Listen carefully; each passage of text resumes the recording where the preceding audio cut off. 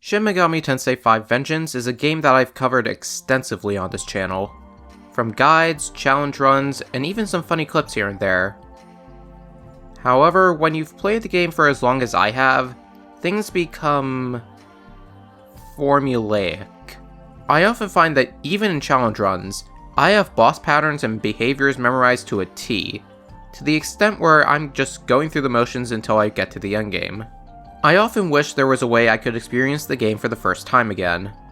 And fortunately, in early 2025, that dream became a reality with the release of what many people are calling Vengeance Hardtype. I am, of course, talking about Shin Megami Tensei 5 Sempiternal Vengeance.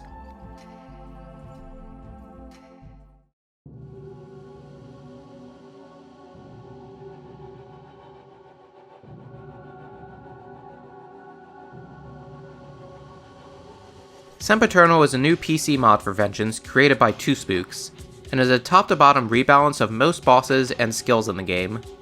And I do want to clarify that point. When many people take a look at this mod, they will automatically point to the infamous Nocturne Hardtype mod as a point of inspiration, particularly thinking that this is some kind of insane and unforgiving difficulty meant for only the most hardcore players. While it's true that the game is generally more difficult now, the true intent of the mod is to provide a fresh experience to returning players, while fixing some of the quirks with the base game fights that made them exploitable. But more on that in time.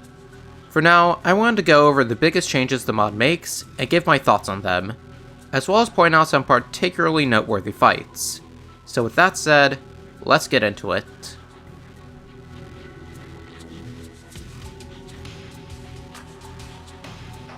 First and foremost, I want to state that I'm doing this on the hardest difficulty, as that's what the mod page outlines to do, and additionally, I'm doing this on version 1.1, which rebalances the bosses in Minato after some feedback, and I'm playing on the Canon of Vengeance. As for the mod itself, the first change can be seen right when you meet Gustav. Huh? Yup. Dampeners and gems are no longer purchasable from Cadaver's Hollow, and in the case of dampeners, you're only limited to one per each type.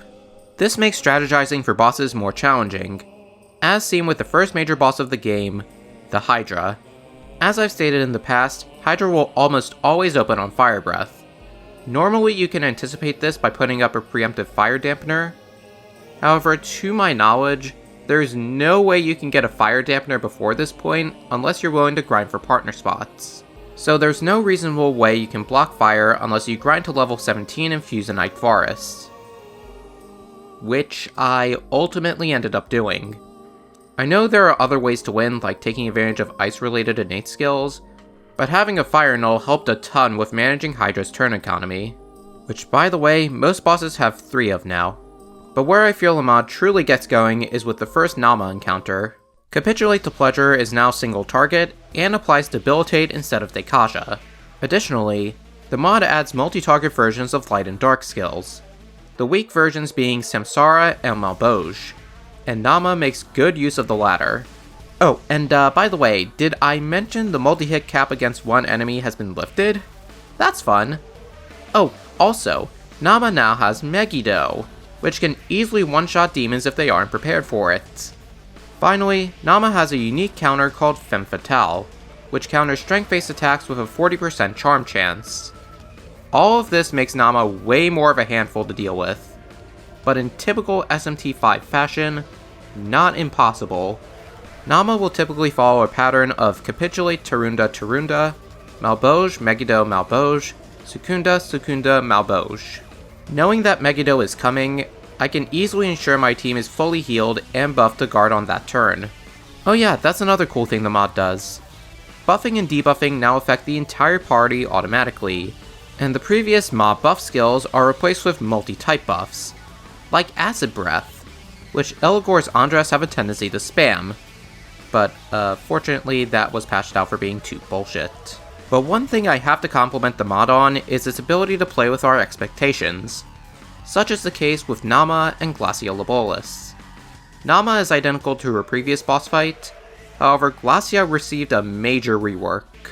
Most notably, he now has the ability to buff his attack and evasion with Bloodlust. The evasion part is really bad, as that means he can take advantage of his innate skill to double his crit rate when he's at +2 Tsukukaja. So knowing about this change, I made sure to craft a team specifically to counter them. Most notably, Rakshasa, who I switch in every Magatsuhi turn to cast Resetsu Feast, which minimizes their stats and prevents them from gaining any ground. From there, I just had to make sure party members could specifically counter all their moves, and I surprisingly beat them on my second try. As you can see there, Resetsu Feast came in clutch, and ended up being my default Magatsuhi skill for the early to mid game. And this is because of another change Sempiternal makes.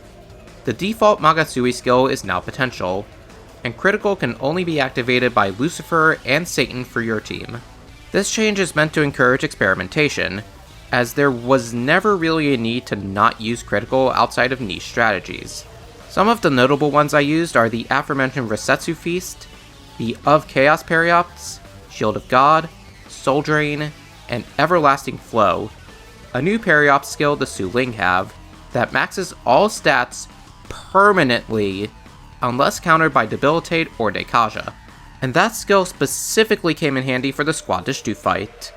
Another one where I had to carefully craft demons to do specific actions, and doing so was incredibly fun there. And it's actually not just new Magatsuhi skills that Spooks added. A ton of demons have new unique skills. My personal favorite being Black Frost's Go to He Hell Ho, which removes charge and barrier effects. And Nahobino gets some new unique skills too, like a magic-based Lunar Hurricane, an actual unique fire skill, and a new piercing physical skill that is really strong. However, one nerf that was made was to the notorious dodge strategy. Luminescent Mirage is now unlocked when you fuse with Tsukuyomi.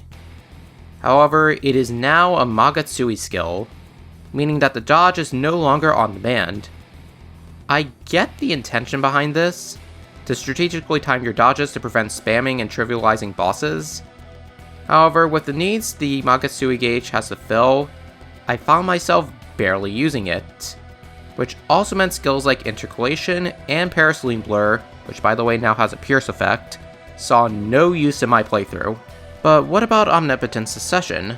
Well, that is now the only of its kind equipable Magatsuhi skill found on Tsukuyomi Ultimus, and it also immediately ends the turn after it's used, which is in reference to Nahobino Tsukuyomi's animation for getting ready before using Moonlight Frost.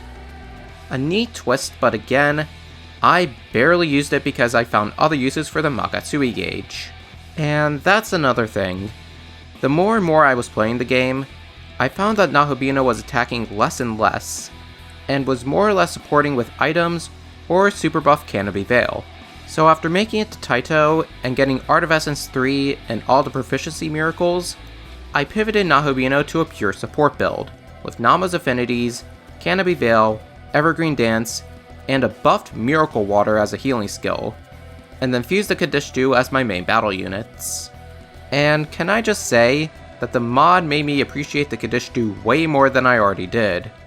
With Nama as a nigh invincible support, Asheth as a crit menace, Lilith as a mixed attack and supporter, and Agret being Agret my beloved, I was able to have a multi-role team that was completely self-sustainable thanks to Soul Drain recovering most of their MP when they run low. All in all, there are a number of things I could say, like Yuzuru gaining Safeguard, Annihilation Ray being almighty, Masuma getting a complete rework, and the way I absolutely embarrassed Zeus and Odin. But that would be going into way too much detail, and I highly encourage you to try the mod for yourself. The link to the mod page is in the description, and I would love to hear your thoughts. After talking to Spooks, they are highly receptive to feedback, so anything to improve the mod would make it even better. Just please be respectful in your feedback. But until then, if you like what you saw here, consider liking, commenting, and subscribing to help build a community. And until next time, this is Jaffinator, signing off.